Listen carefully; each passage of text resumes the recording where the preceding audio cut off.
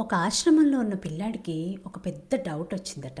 అదేంటంటే, మనము పూజ చేసినప్పుడు దేవుడికి నైవేద్యం పెడతాం కదా!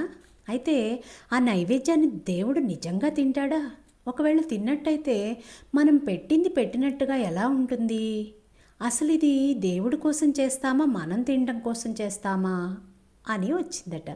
అయితే ఇదే విషయాన్ని వాళ్ళ గురువుగారి దగ్గరికి వెళ్ళి అడిగట.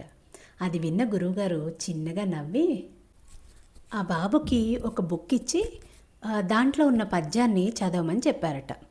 ఆ బాబు దాన్ని శ్రద్ధగా చదివట పద్యాన్ని. కాసేపు అయిన తర్వాత గురువుగారు అన్నారట, ఆ పద్యం నీకు వచ్చేసిందా అని అడిగితే, ఓ వచ్చింది అని చెప్పాట. దానికి ఆయన నాకు చెప్పు ఒకసారి అంటే చక్కగా టకటకా పద్యాన్ని చెప్పేశాట. చెప్పిన తర్వాత గురువుగారు అన్నారట, అయితే ఈ పద్యం నీ మైండ్లోకి వెళ్ళిపోయినట్టే కదా అన్నారట. దానికి ఆ అబ్బాయి అవును అన్నట్ట. అప్పుడు గురువుగారు ఆ బుక్ చూపించి, మరి ఈ పద్యం ఈ బుక్లోనే ఉందేంటి, మాయమైపోలేదేంటి అన్నారట. దానికి ఆ బాబు అన్నట్ట, ఆ పద్యం నా మైండ్లోకి వెళ్ళిందంటే అర్థం బుక్లో మాయమైపోతుందనా ఏంటి అని అడిగట.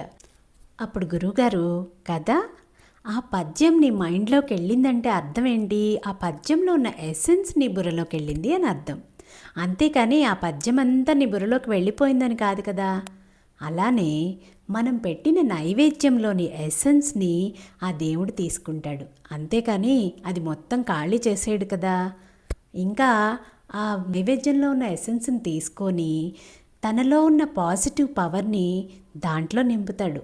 అందుకే దేవుడికి నైవేద్యం పెట్టిన దాన్ని ప్రసాదం అంటారు. అది తీసుకుంటే మనకి ఎంతో మంచిది అని చెప్పారట. బాగుంది కదా.